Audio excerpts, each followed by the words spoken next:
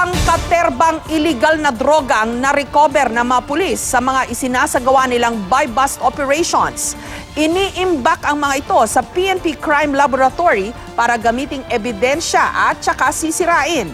Pero nasa 1 tonelada na raw ang iba't ibang klase ng illegal na droga na nakatambak ngayon sa evidence room ng PNP Crime Laboratory. Ang ilang droga, taong 1977 pa raw na kumpiska. May report si John Consulta. Relax lang ho. Relax lang ho, huwag na ho mula mabasa. Humantong sa engkwentro ang pagsalakay ng Cainta Police sa isang drug den sa Rizal na ginagawa din umanong hideout ng grupong tinatawag na Highway Boys.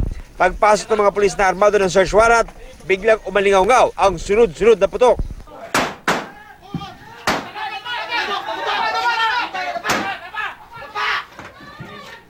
Tinamaan ang primary target na si Orly Tiquina na dinala agad sa ospital pero binawian din ang buhay. Ang iba pang mga suspect nagtangka pa umanong tumakas pero naaresto rin. Sa kabuuan, nasa 37 ang arestado. Ito kasing area ng Cainta, sentro po eh. So pwedeng punta na galing Marikina, Taytay, Taguig, Pasig. Ito tri-boundary sir, Antipolo sir. Then pati rin sa Quezon sir, mayroon pa. Madaling araw sir hanggang sa paumaga, ang betahan doon. Gano'n.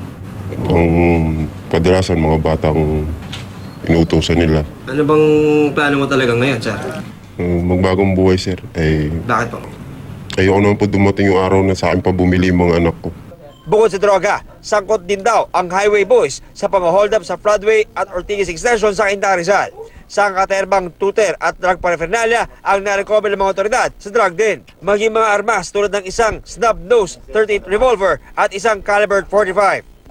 Sa Malate sa Manila naman, arestado sa kinasang buy-bust operation ang suspect na si Don Javellana na hindi lang umano drug pusher, kundi isa rin daw trigger happy na nagpapaputok ng baril sa kanilang lugar. Pero ang pag-aresto sa suspect at sa kasabwat umano niyang lalaki, hindi naging madali. Nagkaroon ng commotion kasi bukod sa malaki siya, iniingatan namin yung makabunod siya. Nakuha ang 14 na sachet na hinanalang shabu at mahigit 70 live ammunition ng M16, caliber 38, Magnum 357 at caliber 45. Pero walang nakuha ang mga baril. Posible na tangay na raw ng nakatakas niyang kasabwat. Umamin sa Javellana na kanya ang mga bala. Dati raw siyang strike force at may lisensyadong caliber 45. Pero di raw siya pusher at naset up lang daw siya. Yung tulak na yun, pumanik sa bahay ko. Tapos maya-mayang konti. Paglabas ko, yun, pumasok na po yung mga pulis. Hindi ko naman po alam kung bakit.